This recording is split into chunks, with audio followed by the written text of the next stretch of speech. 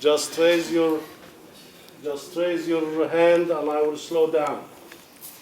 Agreed? Yeah. All right. ODS stands for one democratic state.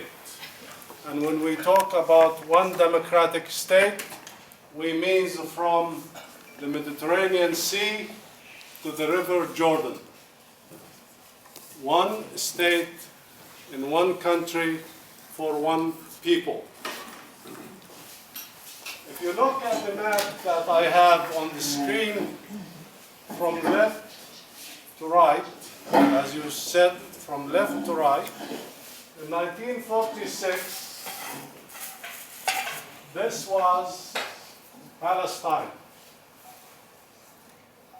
A lot of people will tell you there was no such thing as Palestine. In fact, if you would like to do some homework tonight, when you go home, Google the Palestine man in archaeology. You will find that there was a Palestine man 1.5 million years ago. And you will read a little bit more than that about him. The partition plan of 1947 by the United Nations, and by the way, the first one here, the little dots, the white dots, is the land that was owned by Jews in Palestine in 1947. The partition plan in 1947 gave the dark or the black pieces of land to the Palestinians and the white for the Jews. In 1967, the dark is the West Bank and Gaza for the Palestinians as a result of Israel's occupation of the West Bank and Gaza, and the white is Israel. From 1967 to 2010, the little dots, dark dots, are what left for the Palestinians from historic Palestine. By the way, all of this transformation from 1946 to the present has been done by force, not by a bill of sale. A bill of sale you could understand. Somebody sold his land or her land and it transferred ownership to the other. In this case, it has not been done through legal process. It has been done by the power of the gun. And it still is going on to the present. But look, this is supposed to be the dark spots. As of 1967, has been the international consensus to establish the Palestinian state on these dark territories, the West Bank and Gaza. But as we speak today, look what's left, which renders the idea of establishing a Palestinian state unviable, not practical. Now we want to go and see another parallel that started in 1948, and that parallel is in South Africa.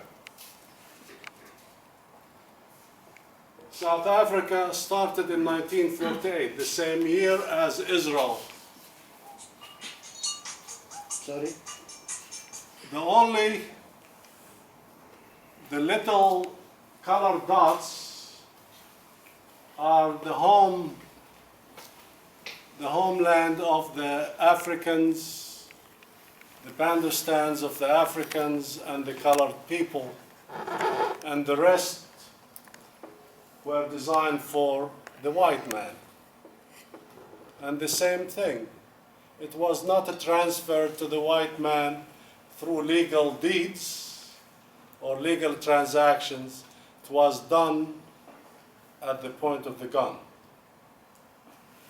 Now I'm going to take you little by little and explain apartheid in South Africa, and there is a reason why I am doing it. Because later on you will understand that what is taking place, or what is today in Israel, Palestine, is a one state, and that state is an apartheid state called Israel. Apartheid in the African language means apart. It's taken literally from the term in English or Afrikaan, apart, being apart, meaning the people cannot be together based on the color of their skin. In our case, in the case of South Africa, the color of their skin. In the case of Palestine, you cannot bring the Palestinians and the Jews together based on their, not the color of their skin today, but based on their religion or their culture. And we have to keep them apart. So everything you talk about or you think of in Israel today is based on keeping the people apart, based on religion and ethnic origin. The concept of keeping blacks and Africans apart also is linked to having control over not only the land, but also the resources. In Palestine, the same thing. The Palestinians are kept apart. They are stripped of their land on a daily basis. Settlements are being built on land that is taken away from Palestinians. On the land that is taken away from the Palestinians, settlements are built, and the settlements are exclusive for Jews. And by the way, I'm literally sorry for the use of the term Jews. It's not my term. It is the term that Israel uses. I do not use it loosely like that.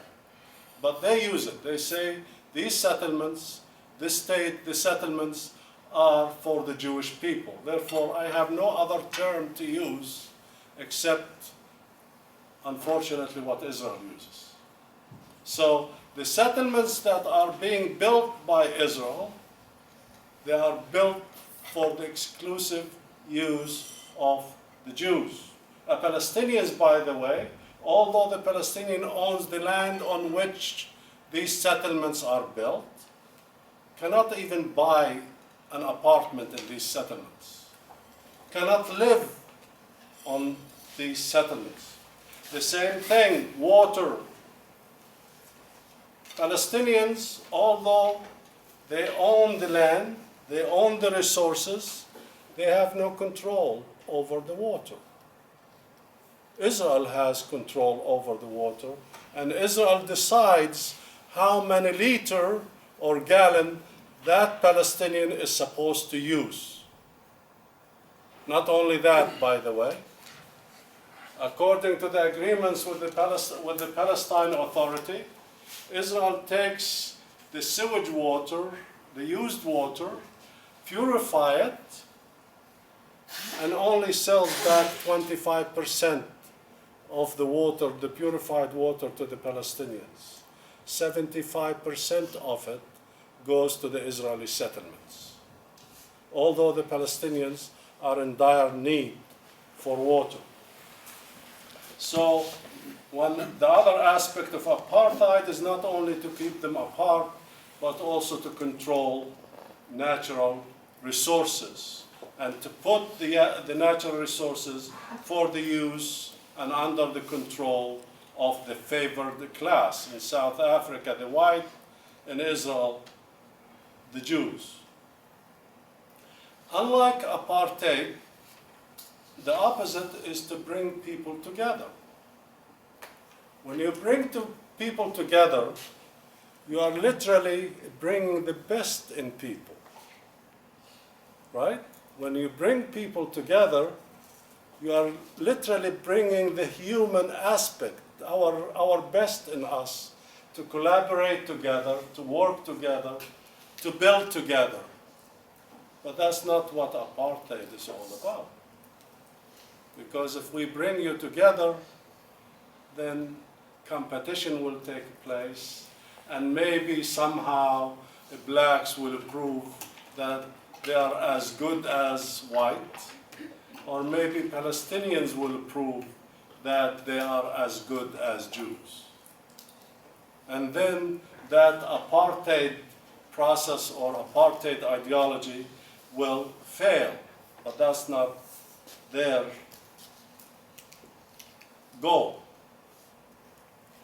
Now we come, by the way, there is an article about Zionism for those of you who are not familiar with the ideology of Zionism, an article that I just finished writing a few days ago.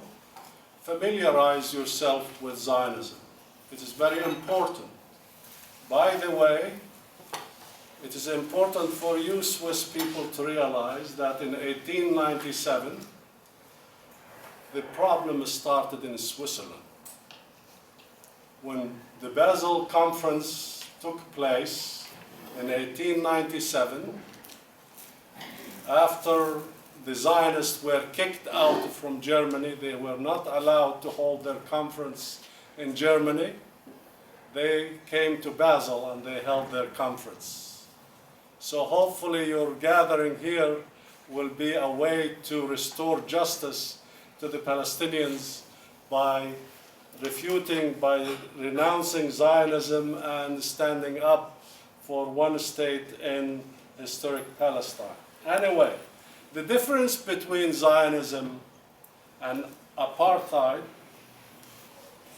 Zionism has different variations, and I think it's important for us to look at them. In the case of apartheid, they kept the blacks. They segregated them. They kept them on reservations, as we have done to the Indians in the United States. But in the United States, we did not use the Indians. We did not have any use for them. But in South Africa, they couldn't accomplish what they wanted to accomplish without using blacks as cheap labor.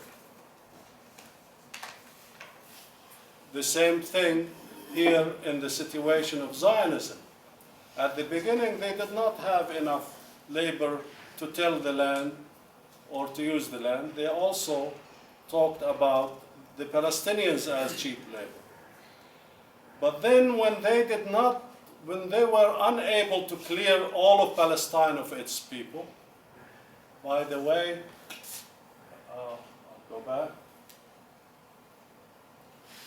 When Israel was established in 1967, this area here, most of the Palestinians remain. Nowadays, they are around 1.7 million people. And these are considered to be second-class citizens in Israel, living in a Jewish state, but they are not Jews, and they are not entitled to the same rights as Jews. Their land has been taken away, and they are unable to claim their lands. Their homes, some of their homes, are still vacant to this day. They are unable to claim their homes.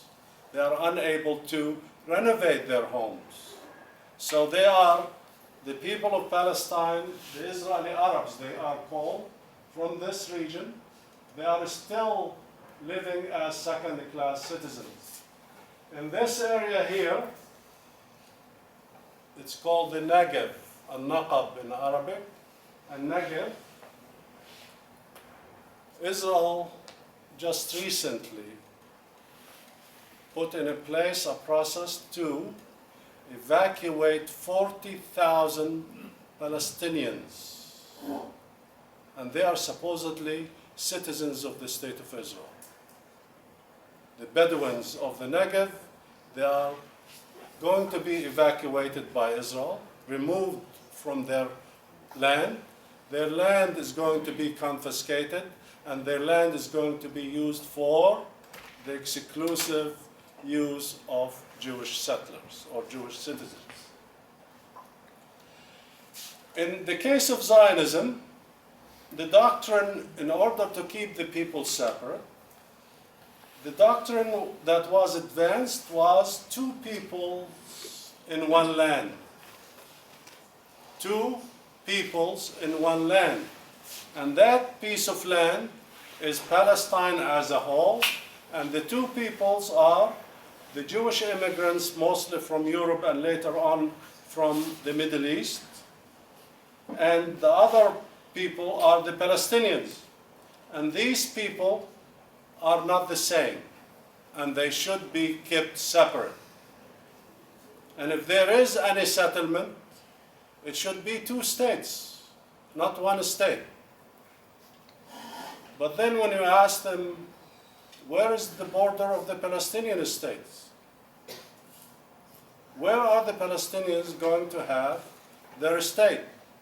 It is changing. It's a changing process, to the point where now the Palestinians are only in control of 9%. 9% of historic Palestine. And it is changing, because the West Bank and Gaza are 20% of Palestine. 22% of Palestine. Israel is 78% of Palestine. As we speak today, the Palestinians do not control more than 9% of Palestine. So, what are we talking about? 13% of the West Bank and Gaza, which is more than half, 13%, which is more than half